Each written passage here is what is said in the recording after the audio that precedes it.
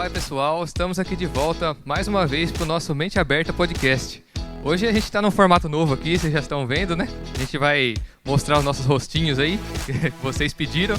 A gente está atendendo então. Hoje a gente vai estar falando um pouquinho sobre a vinda de Jesus. A gente tem um convidado especial aqui, nosso pastor Edivaldo, que talvez vocês não teve com a gente nos outros podcasts. Aqui hoje ele está com a gente.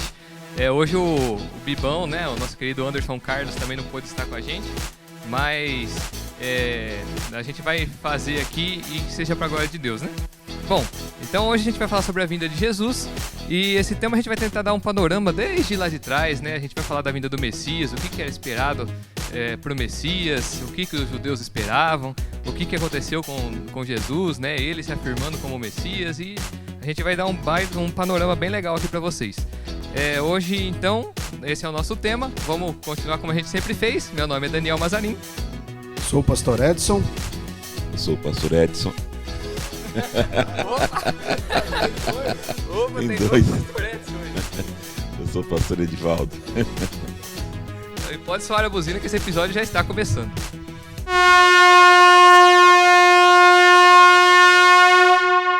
Bom, então como eu já falei para vocês, hoje a gente vai estar falando da vinda do Messias. E a gente quer dar um panorama desde o Antigo Testamento, né? A gente vai começar primeiro a falar de todas as promessas, então, que a gente tinha para a vinda do Messias, o que era esperado pelo povo de Israel.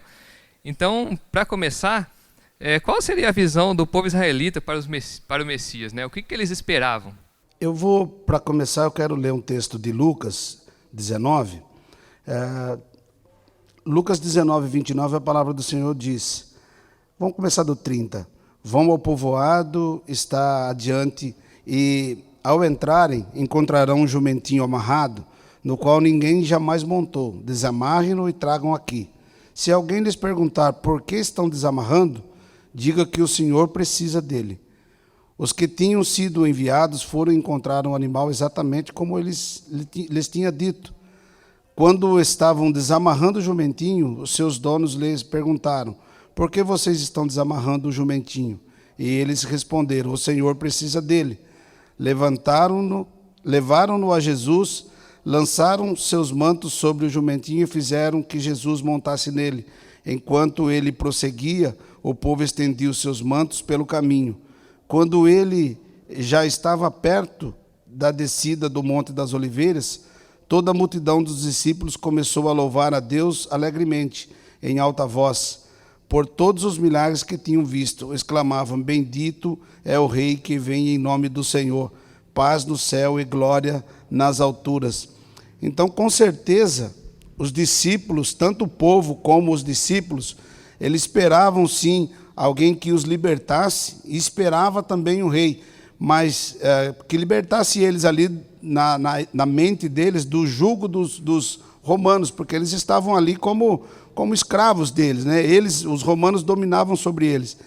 Dá até para entender o pensamento deles, né? Porque ninguém tinha surgido ainda com essa proposta que Jesus apareceu. Eles estavam aguardando mesmo ali um descendente de Davi, alguém que viria como o rei Davi veio e lutar contra os romanos e pegar na espada e vencer toda aquela situação que estava. Mas Jesus veio com uma proposta de reino diferente. E a gente pode entender isso aí, né? Porque como é algo inédito, é algo novo, então eles não tinham noção. E até Jesus depois explicando e mostrando para ele, foram 3 anos de ministério ali, e Jesus ele foi para a glória, e muitos ainda ficaram sem entender a proposta de Jesus, né? Hoje ainda tem muita gente no nosso meio, mais de 2000 anos depois, e ainda que não entendeu. Então, quando Jesus ele entra em Jerusalém, ele não entra montado num cavalo, né? Porque se ele entrasse montado num cavalo, seria um símbolo de força, de guerra, mas ele entra montado num jumento, que é um símbolo de humildade, de paz. Então ele já entrou contrariando tudo aquilo que eles esperavam. E ali estava se cumprindo uma profecia de Zacarias 9.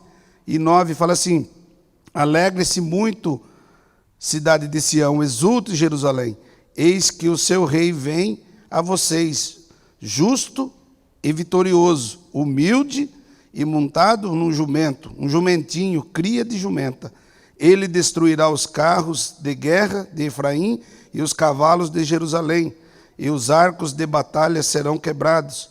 Ele proclamará paz às nações, e dominará de um mar a outro, e do Eufrates até os confins da terra. Então, eles esperavam algo. Jesus veio sim ser rei, ser sacerdote, veio para libertar, mas não no formato que eles queriam. Ele veio com uma proposta de reino totalmente diferente. Sim, se a gente olhar lá no... O pastor estava falando, estava lembrando do texto de Atos que eu li quando a gente estava preparando o podcast. Logo no comecinho de Atos, quando Jesus está subindo aos céus ali, que ele está junto com os discípulos. Aí antes dele subir, a última pergunta que os discípulos fazem, eles vão falar assim, mas quando que vai ser que o Senhor vai nos libertar do povo romano, né? Ou seja, ele tinha essa expectativa no Messias, né? Ele falava, o Senhor é o Messias, mas a gente está esperando que o Messias vai vir para libertar a gente, né? Então, quando que vai ser isso daí? Aí Jesus não, ele vai falar ali, isso daí não cabe a vocês saberem, isso daí é o Pai que vai definir, né? Então a gente pode ver que a visão de Messias deles realmente era que ele queria libertar eles do povo romano, né? Ia voltar a unir Israel ali para eles ser um povo independente, né? Para eles voltarem a ser uma nação independente e livre do jugo romano que era naquela época. Então eles não entenderam muito bem, né? Qual que era a proposta de Jesus, que a proposta de Jesus era trazer um reino de paz, né? Mostrar que ele era o Messias de uma forma diferente daquilo que eles estavam falando, né? Inclusive tem um trecho aqui que eu peguei do dicionário bíblico, que acho que fala bem isso daí, ó. Fala assim no trecho.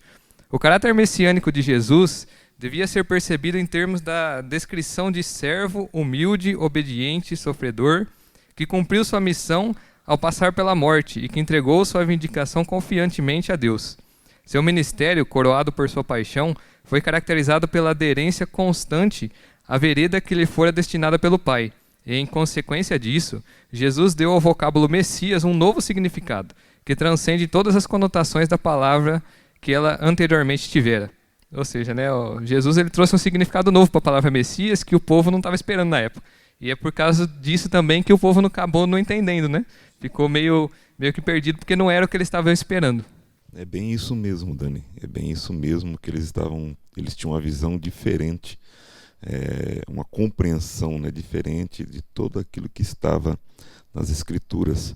E eu acredito que essa visão diferente que eles tinham era em decorrência da situação não só econômica, mas principalmente política que eles viviam naquela época, debaixo de um jugo terrível, de um jugo pesado, jugo romano, e eles ansiavam mais do que nunca serem libertos. E a visão então que eles têm quando eles fazem a leitura do livro de Zacarias, desse Messias triunfante, montado num cavalo branco, né, como um príncipe libertador, via calhar naquele momento de dificuldade que eles viviam. Eles queriam mais do que nunca, eles ansiavam pela chegada desse Messias forte, poderoso, príncipe libertador. E de repente aparece um homem simples, humilde, sem exército nenhum, montado num jumentinho.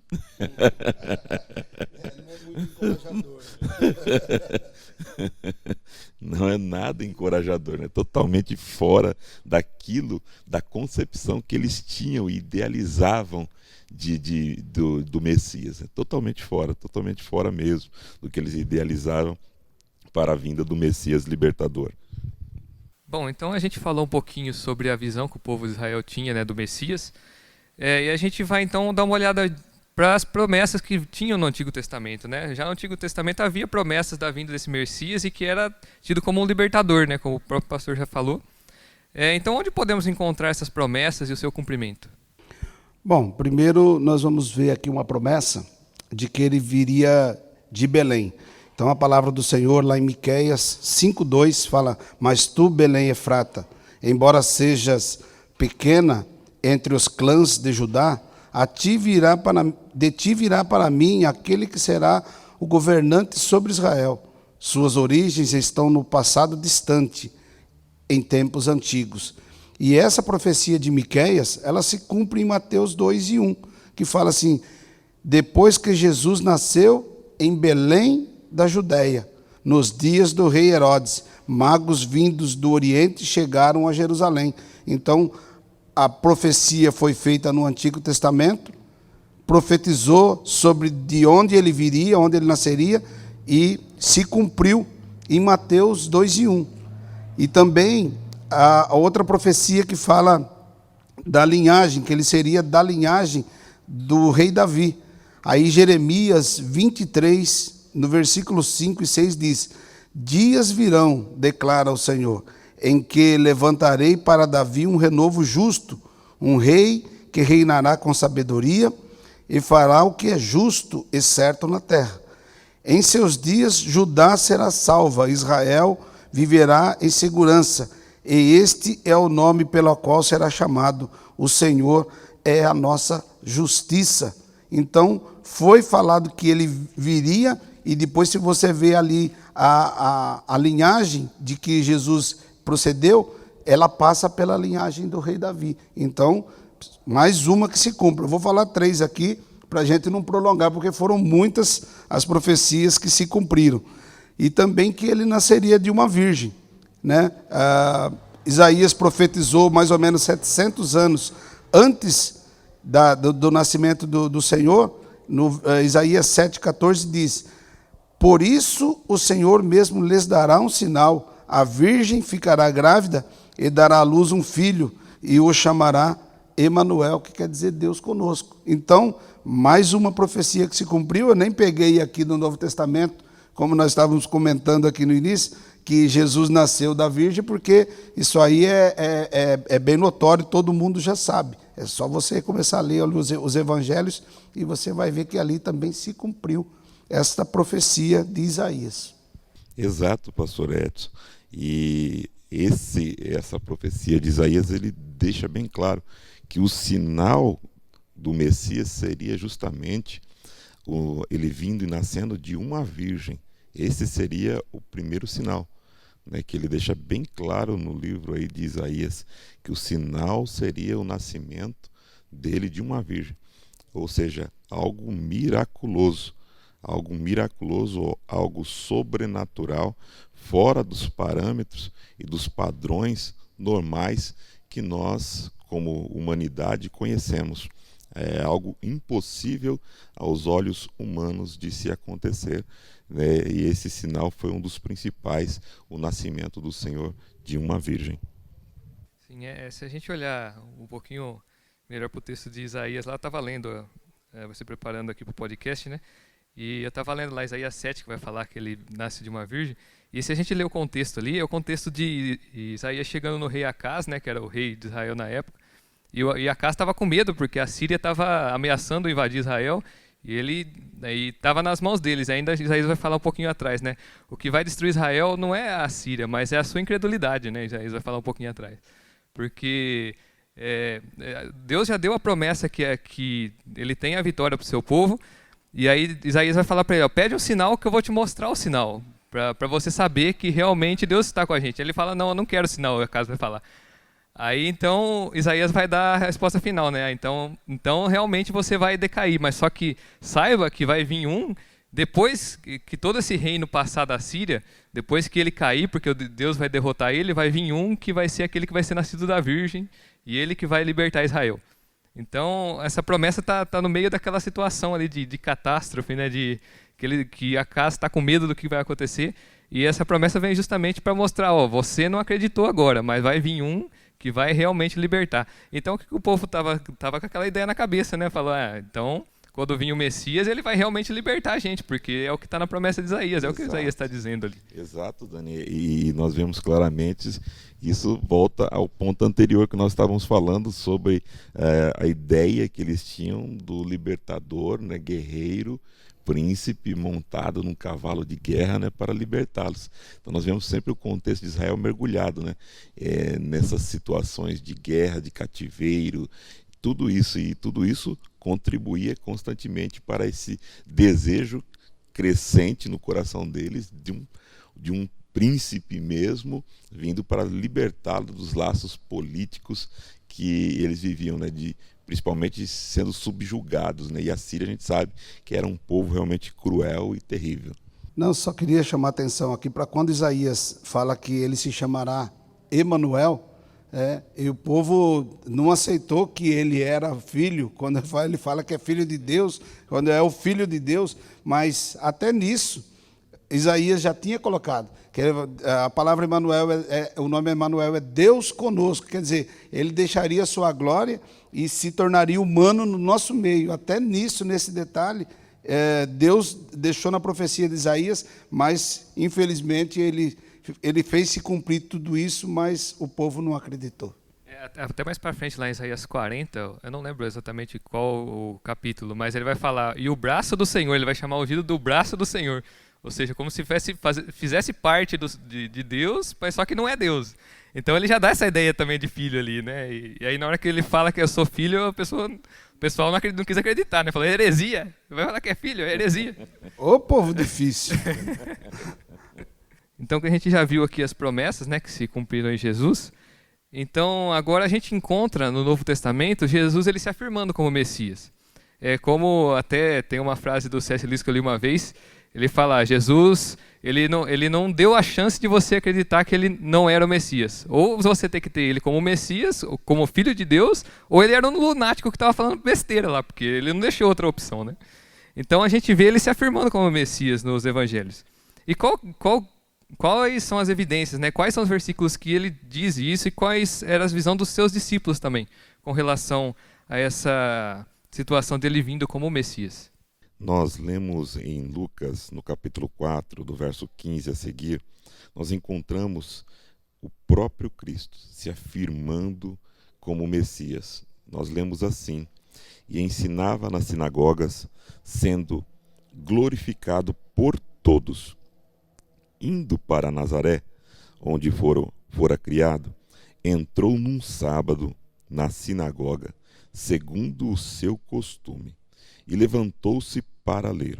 Então lhe deram o livro do profeta Isaías, e abrindo o livro, achou o lugar onde estava escrito: o Espírito do Senhor está sobre mim, pelo que me ungiu para evangelizar os pobres, e enviou-me para proclamar libertação aos cativos e restauração da vista aos cegos, para pôr em liberdade os oprimidos e apregoar o ano aceitável do Senhor.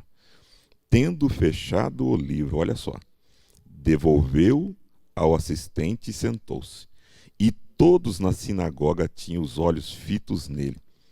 Então passou Jesus a dizer-lhes: hoje se cumpriu a escritura que acabais de ouvir. Aqui nós vemos claramente ele declarando ser o Messias, ou seja, ele faz a leitura do livro do profeta Isaías, onde demonstra o que o Messias faria, e ele diz claramente, hoje e agora está se cumprindo essa profecia. E é interessante que aí nós continuamos lendo, diz que todos falavam bem dele e estavam admirados com as palavras de graça que saíam dos seus lábios. Contudo, perguntavam, não é esse o filho de José? Então ele lhe disse, né, ele vai falar que, olha, vocês vão me dizer o ditado, médico, cure-se a si mesmo, faça isso, faça aquilo. E ele diz, né, porém vos digo que nenhum profeta é aceito na sua própria cidade. E aí então ele continua a falar, eles pegam e o tiram da sinagoga, porque ele vai fazer a comparação de Elias quando ele é enviado para uma viúva estrangeira, e ele diz claramente que havia várias viúvas ali, e nenhuma recebeu a honra de ter o profeta em sua casa, a não ser uma estrangeira. Ele vai além, ele fala o sucessor dele, Eliseu, da mesma forma, havia muitos, mas muitos leprosos em Israel. Porém, Eliseu não foi enviado a nenhum deles, mas Naamã, um sírio. E aí então eles se levantam e tentam, e tiram ele da sinagoga por causa dessa colocação que ele coloca. Então, aqui deixa bem claro ele falando que ele é o Messias. E nós podemos olhar claramente também que diante dessa situação, nós podemos perguntar mais qual é a visão dos discípulos também tinham com relação a essa visão. Bom, Cristo significa Redentor, Messias. que vem do latim Christus, derivado do grego Christos, que significa ungido, que por sua vez deriva do hebraico Machia, que significa Messias. Por isso, Jesus, quando os discípulos de João vão indagar a Jesus se ele era realmente o Messias, o que Jesus faz? Jesus fala assim: fique aqui comigo esse dia, por favor. E aí em Lucas 7, do verso 38 a seguir, nós vemos claramente, quando Jesus terminou de dar essas instruções a seus 12 discípulos, partiu dali e foi ensinar e proclamar a sua mensagem em outras cidades da Galileia. Quando João, que estava na prisão, ouviu falar a respeito de todas as coisas que Jesus estava fazendo, mandou seus discípulos perguntar: o Senhor é aquele que há de vir ou ainda devemos esperar por outro? Ou seja, o Senhor é o Messias? Aí Jesus lhes responde: vão e digam a João Batista tudo o que vocês estão vendo e ouvindo. Isto é, os cegos veem, os coxos estão andando normalmente, os leprosos estão sendo curados, os surdos ouvem, os mortos são ressuscitados e os pobres ouvem as boas novas. Feliz é aquele que não vê dificuldade em me aceitar. E isso era aqueles, porque Jesus chama os discípulos de João, manda eles ficar, e ele faz essa afirmação depois dele ter feito tudo isso. Porque essa afirmação era o cumprimento da profecia do profeta Isaías, que nós acabamos de ler, que ele leu lá na sinagoga. Tudo que o profeta Isaías falou que o Messias faria, ele estava fazendo, ele fez diante dos discípulos de João. Então, era o cumprimento real, verídico, autêntico, diante dos olhos dos discípulos de João.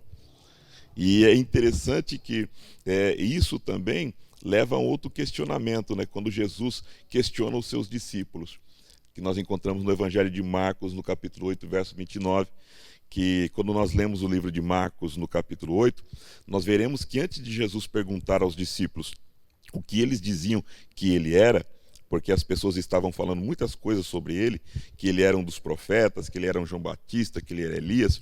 Então, no início do capítulo 8, antes dessa pergunta, Jesus multiplica os pães e alguns peixes, para uma multidão de 4.000 pessoas, fora crianças e mulheres, e sobraram 7 cestos cheios, está no verso 1 ao verso 9 do capítulo 8 de Marcos.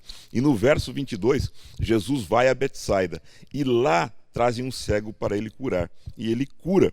Depois disso, é que ele pergunta aos discípulos o que ele era. O que você acha que eu sou? Um farsante? Um lunático? Um louco? E a resposta foi imediata de Pedro: o Senhor é o Cristo. Aí nós vimos a origem da palavra Cristo, ou seja, o Messias ungido de Deus. Claramente, então, ele deixa claro isso, que ele era o Cristo, o Messias ungido de Deus. E nós encontramos essa afirmação, Pedro, depois na sua carta, na segunda carta dele, no capítulo 1, verso 1 ao 11, e depois nós vemos em Atos também, essa mesma afirmação de Pedro, de novo fazendo essa afirmação no discurso que ele faz, e o próprio apóstolo Paulo, em 1 Timóteo 2,5, ele faz essa afirmação. É bem legal o pastor comentou dos sinais, que ele mostrou ali para os discípulos de João Batista, que ele era o Messias, justamente levando em consideração a profecia de Isaías que ele já tinha comentado lá atrás, se a gente olhar os fariseus, eles também, uma vez, eles pedem um sinal a Jesus: mostra então pra gente que você é o Messias. E Jesus fala para ele: não, o único sinal que vocês vão ter vai ser o sinal do profeta Jonas, Ou seja, eu não vou dar sinal para vocês nenhum. Por quê? Porque já está claro, é o mesmo argumento que Paulo usa em Romanos 1, lá. Está claro que ele é o Messias. Ele está cumprindo tudo aquilo que ele falou que ele iria cumprir, mas as pessoas insistem em ficar questionando, Então ele vai falar para vocês: não, eu não preciso dar mais sinais. Se vocês andarem comigo, se vocês verem aquilo que eu faço, vocês já saberão que eu sou o Messias. Vocês não acreditam somente por causa da sua incredulidade, Então eu não preciso dar mais sinais do que aqueles que já estão diante de vocês. Então isso é bem interessante que então ali os fariseus, eles não estavam acreditando por causa da incredulidade própria deles e não por causa dos sinais que Jesus estava realmente demonstrando que ele era o Messias, e estava cumprindo essas profecias que já estavam sendo ditas ali atrás. Inclusive também um outro episódio que ele afirma que ele é o Messias é lá no episódio com a mulher samaritana, em João 4. Do 25 e o 26. Ele vai falar lá para a mulher samaritana que a mulher samaritana pergunta, você é o Messias, né? Você é aquele que ia vir? E ele fala, não, é esse daqui que está na sua frente, é o Messias. Ele vai afirmar que ele é. Mas ele até, vamos falar assim, ele se segurava um pouco de ficar afirmando toda hora, porque ele sabia que se ele ficasse afirmando, eles iam crucificar ele daqui 5 dias, porque o pessoal estava louco com ele falando essas coisas, né? Inclusive lá no final do livro de Lucas, se eu não me engano, que ele vai ser interrogado pelo sacerdote, no final do livro de Marcos, lá em Marcos 14. Ele vai ser interrogado pelo sacerdote e é justamente a pergunta que o sacerdote faz para ele, né? Mas você é o Messias ou não? Aí ele fica quieto, o sacerdote pergunta de novo, aí ele fala que é, e ele vai falar, não, então isso daí é heresia. Ele fala que é o Filho de Deus. Eu acho que é interessante a gente ler esse capítulo, só para ficar claro. É lá em Marcos 14, do 61 ao 64, vai dizer assim... mas Jesus permaneceu em silêncio, isso depois da pergunta do sacerdote, né? Vamos de 60 para frente. Depois o sumo sacerdote levantou-se diante deles e perguntou a Jesus, você não vai responder à acusação que esses lhe fazem? Mas Jesus permaneceu em silêncio e nada respondeu. Outra vez o sumo sacerdote lhe perguntou, você é o Cristo, filho do Deus bendito? No 62 Jesus disse, sou, e vereis que o Filho do Homem é sentado à direita do Poderoso, vindo com as nuvens dos céus. O sumo sacerdote, rasgando as próprias vestes, perguntou, por que precisamos de mais testemunhas? Vocês ouviram a blasfêmia. Que acham? Todos julgaram digno de morte. Então alguns começaram a cuspir nele, vendaram-lhe os olhos e dando os murros diziam, profetize! E os guardas o levaram, dando-lhe tapas, né? A gente vê esse mesmo episódio aqui, quase que lá na tentação de Jesus, né? Satanás tentando também, falando, ó, faz um milagre, você não é o Messias, você não pode transformar a pedra em pão. Aqui é a mesma coisa, né? O pessoal cuspindo nele fala, você não é o Messias, por que você não sai daqui então? Você vai deixar ser apanhado aí? Que Messias é esse daí, que você tem poder, mas não pode se livrar dessa situação? É a mesma coisa que acontece aqui, né? E Jesus, ele não veio para esse motivo, né? Para humilhar as pessoas ou para mostrar sua grandiosidade através do poder, não. Ele veio para realmente morrer a morte vicária que estava lá em profetizado de Isaías, né? Para cobrir o pecado, de muitos, né? Inclusive essa profecia está lá em Zacarias 3, de 8 a 10, que fala que ele tiraria a iniquidade num único dia. E esse dia é o dia da crucificação dele, né? Então ele teria que passar por isso. Então ele não veio ali para se livrar dessas situações, não, ele veio justamente para passar por elas, né? Isso se cumpre claramente, né, Dani? A carta aos Hebreus que diz, né, que de uma só vez ele faria expiação, né, pelos pecados humanos, nossos pecados. Uma só vez, um único sacrifício, diferente dos sacrifícios que eram oferecidos no templo, constantemente ministrado pelos sacerdotes, né? E ele não, ele como sumo sacerdote eterno entrou uma vez apenas, né, no sagrado lugar e efetuou através do seu próprio sangue o sacrifício eterno e vicário por nossas almas.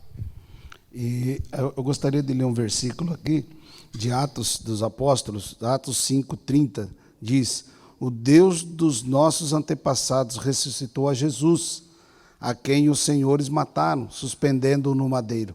Deus o exaltou, colocando-o à sua direita como príncipe e salvador, para dar a Israel arrependimento e perdão. E também Paulo escrevendo a Timóteo, 1 Timóteo 2,5, pois há um só Deus e um só mediador entre Deus e os homens, o homem Cristo Jesus. Então ali se afirma mais uma vez quem ele é. E eu acho que fica bem colocado, né? Não foram colocados todos os versículos, mas acho que deu para dar um panorama mais ou menos do que ele é. Bom, então vamos terminar aqui. A gente já viu então Jesus se afirmando como Messias e demonstrando para as pessoas que andavam com ele que ele realmente era o Messias, né? Mas só que ele, como a gente já disse, ele não veio dessa vez para libertar o povo de Israel, né? Inclusive aquela frase de Atos lá vai falar isso daí, né? Que isso daí pertencia a Deus Pai. Mas só que ele afirma então que ele vai voltar. Ele faz afirmações de que voltaria. Inclusive lá em Atos, se a gente continuar olhando, ele vai falar lá, depois que ele sobe aos céus, aparecem 2 homens vestidos de branco e falam, não, por que vocês estão chorando, né? Esse mesmo que subiu vai voltar. Então, essa segunda vinda, aí sim, seria para realmente executar toda essa expectativa que eles tinham de Messias, né? Que ele seria um libertador, que ele traria justiça, que ele traria paz. Então, todas essas expectativas que as pessoas ali da época, os judeus, tinham no Messias, que iria acontecer naquele momento, Jesus, então, ele fala que vai ser no futuro, né? Quando ele voltar. Porque ele foi ressuscitado e um dia ele voltará. E quando ele voltar, aí sim, será realmente... acontecerá isso que ele estava esperando, né? De haver justiça, de haver paz, dele trazer, né, a libertação para o povo, de restaurar, de o nome dele ser conhecido em todas as nações. Então a gente vê essas afirmações. Então em vários lugares ele afirma que voltaria, né? Primeiro a gente pode olhar lá em próprio Atos 1 e 11, que é onde ele vai, que é onde, quando ele sobe aos céus, aparecem então os dois anjos que falam que ele voltaria. Vamos ler lá para ficar mais claro. Diz assim, né? Atos 1 a partir do versículo 9.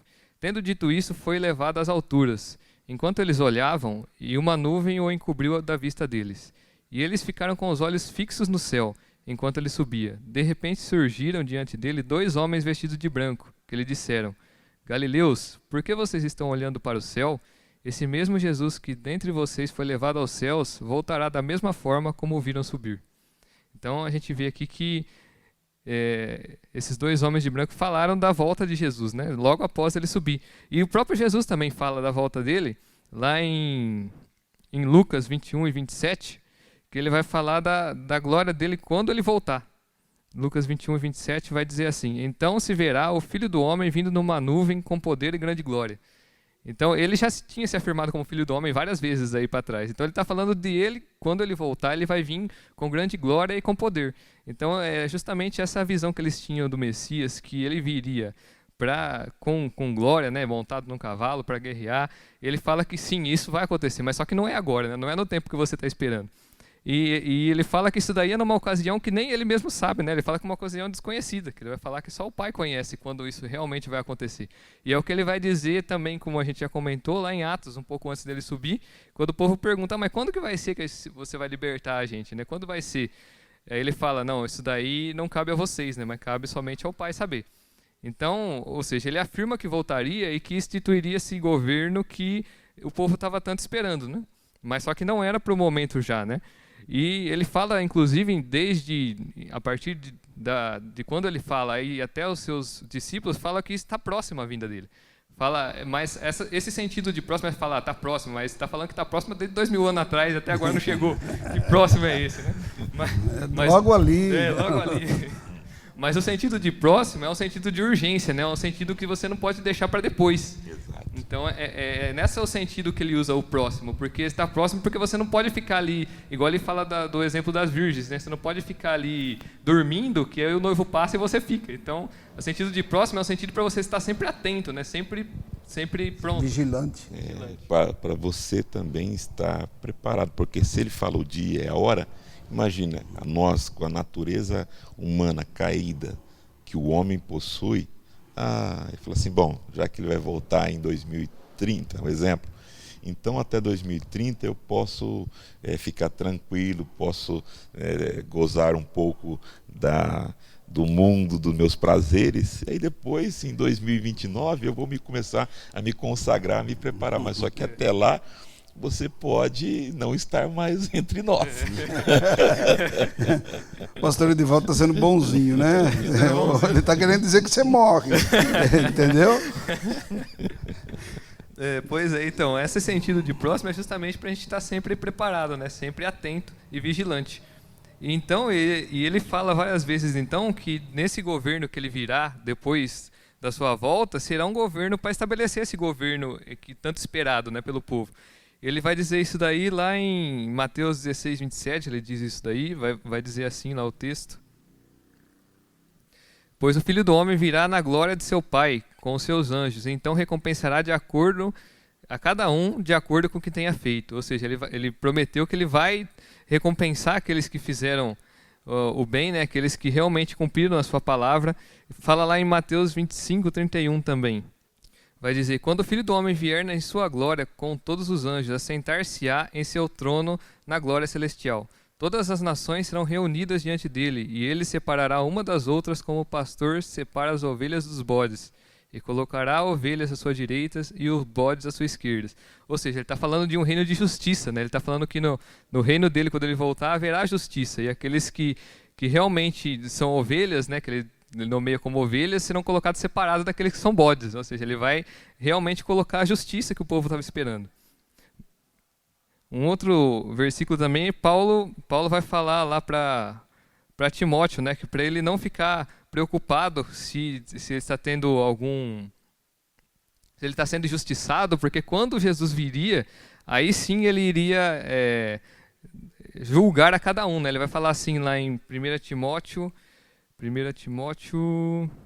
4, no versículo 4. Na presença de Deus e de Cristo Jesus, que há de julgar os vivos e os mortos por sua manifestação e por seu reino, eu o exorto solenemente. Pregue a palavra, esteja preparado, tempo e fora de tempo, repreenda, corrige e exorte. Ele está falando, não se preocupe se as pessoas às vezes não te aceitarem ou elas não deram ouvido à sua palavra, mas quem vai julgar os vivos e os mortos vai ser Jesus quando ele voltar. Então você não precisa ficar preocupado com isso.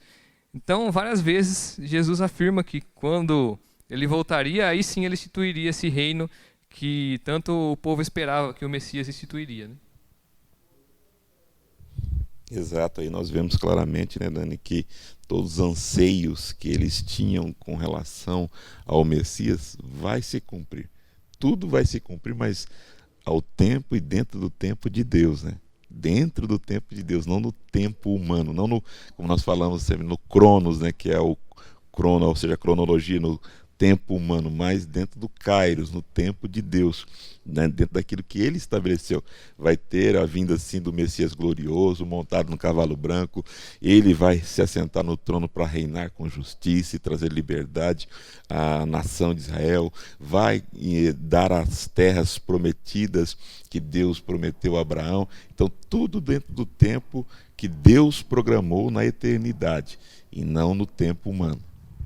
Sim, e quando nós lemos aqui, em Lucas 21, 27, por exemplo, que diz que então se verá o Filho do Homem vindo numa nuvem com poder e com glória. Mateus 24, 27, porque assim como o relâmpago sai do Oriente e se mostra no Ocidente, assim será a vinda do Filho do Homem.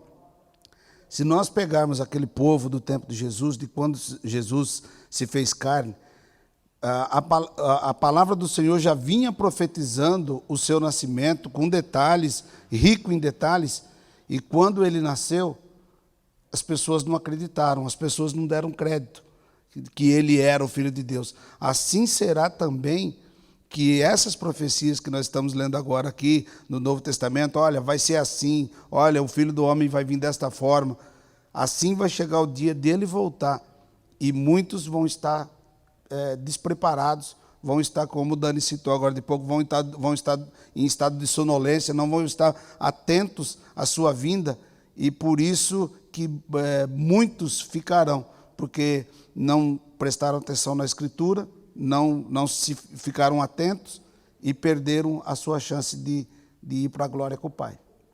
Bom, então a gente já fez aqui um panorama legal sobre a vinda do Messias, né? A gente falou sobre Jesus desde as profecias lá do Antigo Testamento, a gente passou por Jesus afirmando que ele era o Messias, assim como aqueles que estavam ali perto dele também assim o disseram, e também a gente viu que ele afirmou que voltaria, né? A gente não deu aqui detalhes, a gente não foi muito fundo na escatologia, a gente quis só dar um panorama aqui para vocês de o que Jesus prometeu. Mas aí se a gente olhar para as promessas, a gente pode ver que tem uma sequência, tem ali uma lógica, tem uma ordem certa para acontecer cada coisa, que até muitas vezes é discutido no meio da teologia, que às vezes não tem muita... ninguém sabe ao certo exatamente como será. Mas tem várias profecias e a gente poderia até voltar e dizer e falar um pouquinho mais específico de cada uma delas. Mas aqui nesse podcast a gente vai estar um pouquinho mais sucinto, só dando essa visão para vocês panorâmica daquilo que foi o ministério de Jesus, né? E aquilo que ele prometeu que queria fazer e aquilo que ele cumpriu também, que são as promessas que foram feitas dele. Então a gente volta então na próxima parte para tentar dar uma visão um pouquinho mais detalhada, uma visão um pouco mais específica do que seriam esses acontecimentos da volta de Jesus, né? E aí a gente tentaria entrar um pouquinho mais nessa teologia mais aprofundada. Mas eu espero que vocês tenham gostado, que tenha falado com vocês que estão vendo a gente nesse momento. Eu queria agradecer a todos vocês que ficaram com a gente até o final desse episódio aqui, que a gente falou um pouquinho sobre Jesus. Eu queria agradecer aqui o pastor Edson, o pastor Edivaldo, por estar com a gente nessa conversa aqui. Queria agradecer também o nosso amigo Anderson Carlos, não pôde estar com a gente aqui hoje, mas ele sempre está com a gente. Quem sabe na próxima parte ele esteja aqui também. O nosso querido amigo Wellington também, que não está com a gente hoje, né? Mas ele sempre esteve aqui acompanhando a gente no podcast. E a gente quer agradecer então a sua presença. Também não se esqueça nas nossas redes sociais, de compartilhar esse episódio, se tiver alguma dúvida, colocar lá. E a gente agradece desde já. Gostaria de agradecer também mais uma vez, Dani, a oportunidade de estar compartilhando também aqui da palavra do Senhor, e que Deus abençoe a todos. E eu agradeço de coração o convite, Dani, de poder estar com vocês nessa conversa gostosa, nessa reflexão maravilhosa que nós tivemos aqui. Muito obrigado. Deus abençoe a todos que estiveram conosco até agora também. Curta o nosso vídeo e se inscreva no nosso canal e ative o sininho.